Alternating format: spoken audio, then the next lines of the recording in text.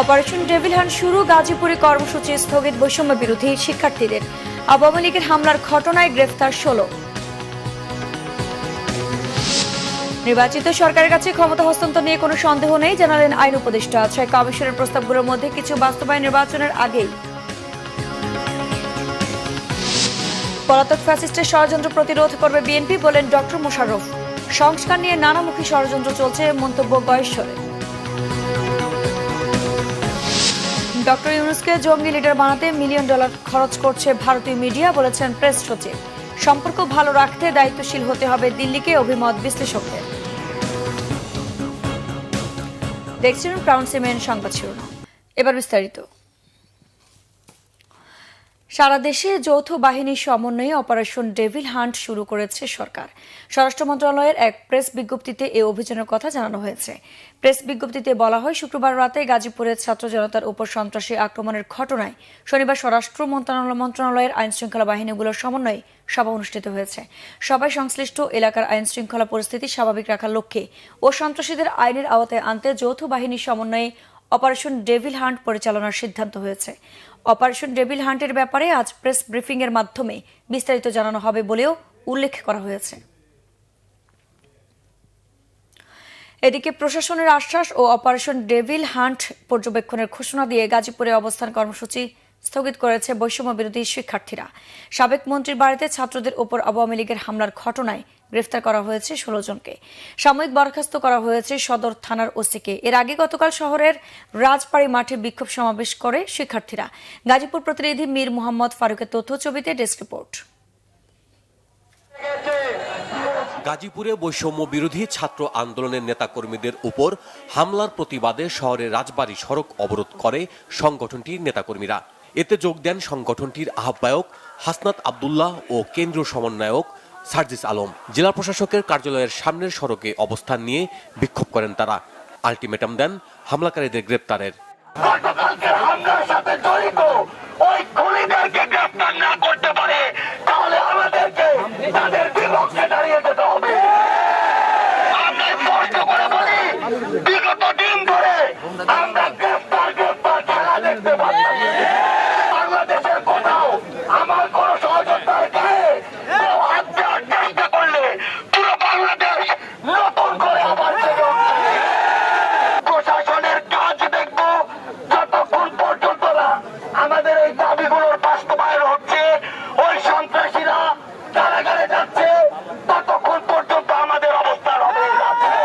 এর আগে সকাল থেকে সমাবেশ স্থলে বিক্ষোভ মিছিল নিয়ে জড়ো হন শিক্ষার্থীরা।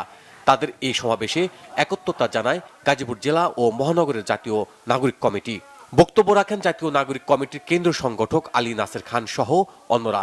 বক্তারা বলেন, আওয়ামী লীগের নিবন্ধন বাতিল করে দ্রুত ফ্যাসিবাদের বিচার করতে হবে। দাবি জানান পুলিশ কমিশনার ও জেলা প্রশাসককে অপসারণেরও। আমরা তাদেরকে ততক্ষণ পর্যন্ত সহযোগিতা করব যতক্ষণ পর্যন্ত দেখব তারা আমাদের ছাত্র জনতার আকাঙ্ক্ষা অনুসারে কাজ করছেন। আমরা দেখতে চাই 4 বাহিনী মিলে, পুলিশ, সামরিক বাহিনী, সামরিক 3 বাহিনী মিলে তারা এই অপারেশন ডেভিল হান্ট পরিচালনা করবেন। আমরা আজকে দেখব তারা কি করেন, কি করতে পারেন। যদি তারা ব্যর্থ হন তাহলে আমরা মাঠে আমাদের নিজেদের রক্ষা করার দায়িত্ব নিজেরা হাতে তুলে নেব। শুক্রবার রাতে সাবেক মন্ত্রীর বাড়িতে কয়েকজন ছাত্রকে আটক রাখার মিথ্যা তথ্য প্রচার করা হয় মাইকে। শিক্ষার্থীরা জানান, এমন খবরে ঘটনাস্থলে গেলে তাদের উপর হামলা চালায় আওয়ামী লীগ, ছাত্রলীগ এবং যুবলীগের নেতাকর্মীরা। এতে আহত হন কমপক্ষে 20 জন। রাতে আহতদের দেখতে হাসপাতালে যান বৈষম্য বিরোধী ছাত্র আন্দোলনের কেন্দ্রীয় সমন্বয়ক হাসনাত আব্দুল্লাহ ও সার্জিস আলম। গুরুতর আহত কয়েকজনকে চিকিৎসা দেওয়া হচ্ছে ঢাকা মেডিকেল কলেজ হাসপাতালে। Bangla vision news desk. ছাত্র আন্দোলনের শিক্ষার্থীদের মারধরের ঘটনায় সর্বোচ্চ শাস্তির ব্যবস্থা করা হবে বলে জানিয়েছেন স্বরাষ্ট্র উপদেষ্টা মোহাম্মদ জাহাঙ্গীর আলম চৌধুরী। শুক্রবার গাজীপুরের সাবেক মুক্তিযোদ্ধা মন্ত্রী আকম মোজাম্মেল হকের বাড়িতে হামলা করার সময় প্রতিপক্ষের হামলায় আহত অবস্থায় 11 জন ঢাকা মেডিকেল কলেজ হাসপাতালের জরুরি বিভাগে চিকিৎসা নিয়েছে। এদের মধ্যে 7 জনকে ভর্তি করা হয়েছে। আহতদের খোঁজ খবর নিতে হাসপাতালে যান স্বরাষ্ট্র উপদেষ্টা। শনিবার বেলা 12:15টার দিকে হাসপাতাল থেকে বেরিয়ে যাবার সময় গণমাধ্যমকে বলেন, শিক্ষার্থীদের মারধর এবং আটকে রাখার ঘটনায় আইনানুগ ব্যবস্থা নেওয়া হচ্ছে। যারা জড়িত তাদের সর্বোচ্চ শাস্তির ব্যবস্থা করা হবে। নির্বাচিত সরকারের হাতে ক্ষমতা হস্তান্তরে কোনো সন্দেহ নেই উল্লেখ করে আইন উপদেষ্টা ডক্টর আসিফ নজরুল বলেছেন, সরকার সংস্কারগুলো করছে নিজেদের ক্ষমতা দীর্ঘায়িত করার জন্য নয়। 6 কমিশনের প্রস্তাবগুলোর মধ্যে কিছু নির্বাচনের আগেই বাস্তবায়ন করা হবে, বাকিগুলো করবে নির্বাচিত সরকার। সরকারের মত প্রকাশের অবাধ স্বাধীনতা উদারতার সুযোগেই পতিত স্বৈরাচারের অনুসারীরা মাথাচাড়া দেওয়ার সাহস পেয়েছে বলেও মন্তব্য তার। গতকাল বিকেলে সংবাদ সম্মেলনে এসব কথা বলেন আইন উপদেষ্টা। বিস্তারিত রকুনুজ্জামানের রিপোর্টে। শনিবার মন্ত্রিপরিষদ বিভাগের ওয়েবসাইটে 6 সংস্কার কমিশনের চূড়ান্ত প্রতিবেদন সবার জন্য উন্মুক্ত করে দেওয়া হয়। এ বিষয়ে জানাতে সন্ধ্যায় রাজধানীর ফরেন সার্ভিস একাডেমিতে প্রধান উপদেষ্টার প্রেস উইংয়ের সংবাদ সম্মেলনে উপস্থিত ছিলেন আইন উপদেষ্টা ডক্টর আসিফ নজরুল। আইন উপদেষ্টা জানান, কমিশনগুলো তাদের সংস্কার প্রস্তাবগুলোকে 3 ভাগে ভাগ করেছে। এসব বাস্তবায়নে সরকারের কৌশলের কথাও জানান তিনি। একটা হচ্ছে আশু করণীয়, একটা হচ্ছে মধ্যম মেয়াদী, একটা হচ্ছে দীর্ঘমেয়াদী। দীর্ঘমেয়াদীটা ভেরি ক্লিয়ার, এটা হচ্ছে পোস্ট ইলেকশন সরকার করবে। আশু করণীয়টাও ভেরি ক্লিয়ার, যেটা আমরা আশা করছি রাজনৈতিক দলগুলোর সাথে ঐক্যমত সাপেক্ষে নির্বাচনে আগেই করা হবে। আর যেটা মধ্যম মেয়াদী, এটা ডিপেন্ড করে যে কতটুকু রাজনৈতিক দলগুলো করতে রাজি আছে, ঐক্যমত আছে নাকি সেখানে। 5টা কমিশন আমাদের আশু করণীয় বলেছেন। সংবিধান সংশোধন কমিশন কোনো আশু করণীয় কিছু বলেন নাই, কারণ ওনারা সংবিধান সংশোধন সংক্রান্ত যেই সমস্ত প্রস্তাব দিয়েছেন, প্রত্যেকটা প্রস্তাব রাজনৈতিক দলের সাথে ঐক্যমতের ভিত্তিতে এটাকে গ্রহণ করা হবে কি হবে না সেই ডিসিশন নেওয়া হবে। আসিফ নজরুল জানান, ক্ষমতা দীর্ঘায়িত করার জন্য সংস্কার করা হচ্ছে না, মৌলিক সংস্কারগুলো করেই নির্বাচিত সরকারের হাতে ক্ষমতা হস্তান্তর করা হবে। কাজে আমরা মনে করি ওনাদের মধ্যে যদি এই সংশয়টা দূর হয় যে এই সংস্কারগুলা করা হচ্ছে আমাদের ক্ষমতায় থাকা দীর্ঘায়িত করার জন্য না, তাহলে বহু কিছুই বাস্তবায়িত হবে। এবং আপনাদের মাধ্যমে আমি নিশ্চিত করে বলতে চাই, আমাদের এই সরকারের অযথা এই সময় ক্ষেপণ করা সরকারের থেকে থাকার বিন্দুমাত্র ইচ্ছা নাই। আমরা অবাধ সুষ্ঠু নির্বাচন নিশ্চিত করার জন্য ফান্ডামেন্টাল রাষ্ট্র মেরামতের ফান্ডামেন্টাল শর্ত পূরণ করার জন্য রাজনৈতিক ঐক্যমতের ভিত্তিতে যেই সংস্কারগুলো অতি জরুরি সেগুলি করার সাথে সাথে নির্বাচন প্রক্রিয়ার মাধ্যমে আমরা চলে যেতে চাই। এটা নিয়ে কোনো রকম দ্বিধাদ্বন্দ্বের অবকাশ নেই। অন্তর্বর্তীকালীন সরকারের 6 মাসের মাথায় আওয়ামী লীগের রাজনৈতিক কর্মসূচি নিয়ে মাঠে নামার চেষ্টার বিষয়েও মন্তব্য করেন আইন উপদেষ্টা। সরকারের সহনশীলতা, অবাধ মত প্রকাশের পরিবেশ এবং গণতান্ত্রিক চর্চার ক্ষেত্রে সরকারের অসীম শ্রদ্ধাবোধের কারণে এটি ঘটছে। সংবিধান সংস্কার কমিশনের সুপারিশে আশু করণীয় কিছু নেই বলেও জানান সরকারের এই উপদেষ্টা। বিধান আছে। রকুনুজ্জামান, বাংলা ভিশন, ঢাকা। বিএনপি স্থায়ী কমিটির সদস্য সাবেক মন্ত্রী ডক্টর খন্দকার মোশাররফ হোসেন বলেছেন, ফ্যাসিবাদীরা পালিয়ে থেকেও দেশে বিশৃঙ্খলা সৃষ্টি করতে চায়। তারা যতই ষড়যন্ত্র করুক না কেন, দেশের মানুষকে নিয়ে বিএনপি তা প্রতিরোধ করবে। শনিবার বিকেলে পতিত স্বৈরাচারী আওয়ামী লীগের সন্ত্রাস নৈরাজ্যের প্রতিবাদে এবং দ্রুত জাতীয় সংসদ নির্বাচন ঘোষণার দাবিতে কুমিল্লা দাউদকান্দি স্কুল মাঠে এক জনসভায় এসব কথা বলেন তিনি। ডক্টর খন্দকার মোশাররফ হোসেন বলেন, যারা অন্যায় করেছে তাদের এখন পর্যন্ত বিচারের আওতায় আনা হয়নি। এখন বাংলাদেশের বিরুদ্ধে নানা ষড়যন্ত্র চলছে। সবাইকে ঐক্যবদ্ধভাবে ষড়যন্ত্র মোকাবেলা করার আহ্বান জানান তিনি। এদিকে গতকাল সন্ধ্যায় দক্ষিণ কেরানীগঞ্জে এক সমাবেশে দলের স্থায়ী কমিটির সদস্য গয়েশ্বরচন্দ্র রায় বলেছেন, সংস্কার কোনো ধর্মীয় বিধান নয়, এটি একটি চলমান প্রক্রিয়া। সংস্কার নিয়ে এখন নানামুখী ষড়যন্ত্র চলছে বলে তিনি মন্তব্য করেন। কিছু ষড়যন্ত্র দৃশ্যমান এবং কিছু ষড়যন্ত্র অদৃশ্য। চুনকুটিয়া গার্লস স্কুল মাঠে বিএনপির সদস্য পদ নবায়ন অনুষ্ঠানে গয়েশ্বরচন্দ্র রায় আরও বলেন, বিএনপি যাতে ক্ষমতায় আসতে না পারে এজন্য একটি দল সংস্কারের দোহাই দিয়ে নির্বাচনকে বিলম্বে ষড়যন্ত্র করছে। স্বৈরাচার বিরোধী আন্দোলনে রিকশা চালকদের অবদান ইতিহাসের স্বর্ণাক্ষরে লেখা থাকবে বলে মন্তব্য করেছেন ঢাকা মহানগর দক্ষিণ বিএনপির সিনিয়র সদস্য ইঞ্জিনিয়ার ইশরাক হোসেন। বিস্তারিত মুবাশির আহমেদের রিপোর্টে। রাজধানীর গোলাপবাগ মাঠে বাংলাদেশ জাতীয়তাবাদী রিকশা ভ্যান ও অটো চালক দল ঢাকা মহানগর দক্ষিণ শাখা আয়োজিত কর্মী সভায় প্রধান অতিথি ছিলেন বিএনপি নেতা ইশরাক হোসেন। তিনি জানান, মেয়র হতে পারলে রিকশা চালকদের উচ্ছেদ নয়, পুনর্বাসন নিশ্চিত করবেন। দীর্ঘ আন্দোলনে রিকশা চালক, ভ্যান চালক, অটো চালক, আপনারা যারা ভাই ও বোনেরা রয়েছেন, বিশেষ করে ভাইয়েরা যারা রয়েছেন, আপনাদের যে ত্যাগ সেটি বাংলাদেশের জনগণ আজীবন মনে রাখবে। আমরা আজীবন কৃতজ্ঞ থাকব এবং ইতিহাসের পাতায় অবশ্যই এটা স্বর্ণাক্ষরে লেখা থাকবে। নির্বাচিত হয়ে মেয়র হয়ে আসি, আমি অবশ্যই আপনাদের বিষয়টি আলাদাভাবে বিবেচনা করব। আপনাদেরকে জোরপূর্বক উচ্ছেদ করা হবে না, সেটি আমি আজকে ঘোষণা দিয়ে যেতে চাই। এদিকে রাজধানীর গোরানে ৩১ দফা নিয়ে খিলগাঁও থানা বিএনপি আয়োজিত কর্মশালায় বিএনপির আন্তর্জাতিক বিষয়ক কমিটির সদস্য ইঞ্জিনিয়ার ইশরাক হোসেন বলেন, সংস্কার বলে বর্তমান সরকার নির্বাচনে বিলম্ব করার চেষ্টা করছে। বর্তমান অন্তর্বর্তীকালীন সরকার সহ বিভিন্ন সুশীল সমাজ বুদ্ধিজীবীরা তারা সংস্কার করে তারা নির্বাচনকে কিছুটা বিলম্বিত করার একটা চেষ্টা করছে বলে মনে হচ্ছে। অথচ আরও ২ থেকে আড়াই বছর আগেই আমাদের নেতা দেশনায়ক জনাব তারেক রহমান তিনি রাষ্ট্র মেরামতের প্রয়োজনীয়তা উপলব্ধি করেছিলেন এবং তখনই প্রায় ৬০টির অধিক রাজনৈতিক দলের সাথে আলাপ আলোচনার মাধ্যমে এই ৩১ দফার কর্মসূচি তখনই ঘোষণা করা হয়েছিল। আজকে আপনারা লক্ষ্য করবেন যে বর্তমান সরকার তারা যে কয়েকটি সংস্কার কমিশন গঠন করেছে তা হুবহু আমাদের এই ৩১ দফার থেকে নিয়ে এবং এমনকি নামটা পর্যন্ত তারা পরিবর্তন করতে পারে নাই, সেখান থেকেই তারা নামগুলা নিয়ে এবং সেই কনসেপ্টগুলা নিয়ে এখন রাষ্ট্র মেরামতের তারা কথা বলছে। অপরদিকে রাজধানীর ইঞ্জিনিয়ার ইনস্টিটিউশন মিলনায়তনে বাংলাদেশ দলিল লেখক সমিতির সমাবেশে যোগ দেন ইশরাক হোসেন। এ সময় নিষ্ঠা ও সততার সাথে দলিল লেখকদের কাজ করার আহ্বান জানান তিনি। অনুষ্ঠানে উপস্থিত ছিলেন বিএনপি নেতা খায়রুল কবির খোকন, সাইফুল আলম নীরব ও শামসুল আরফিন। মোবাশ্বের আহমেদ, বাংলা ভিশন, ঢাকা।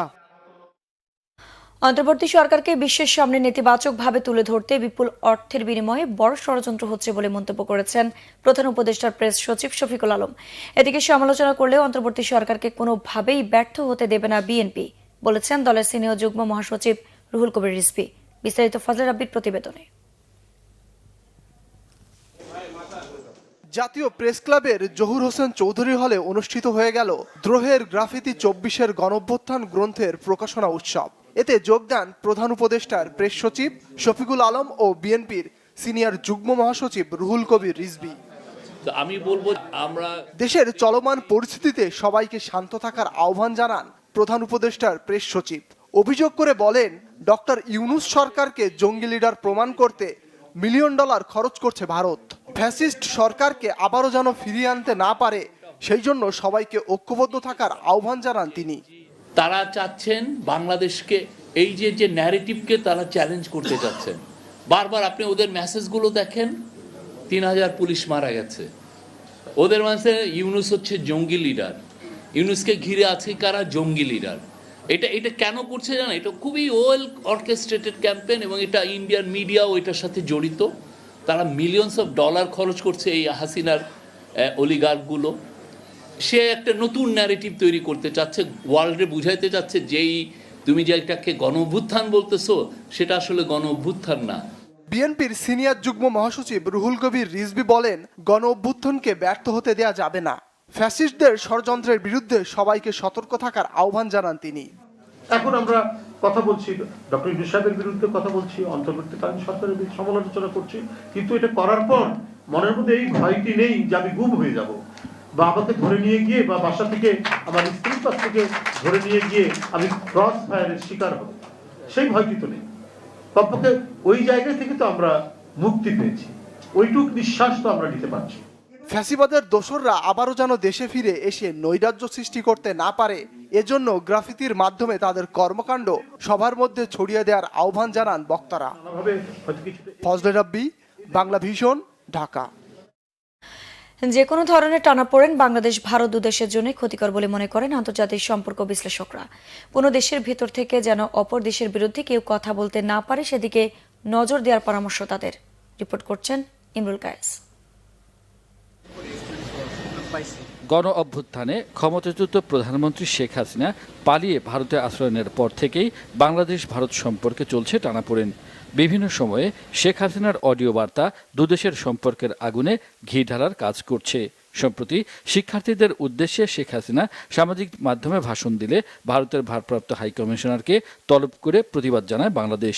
শেখ হাসিনার এমন বার্তা বন্ধে ভারতকে ব্যবস্থা নেওয়ার অনুরোধ করে ঢাকা।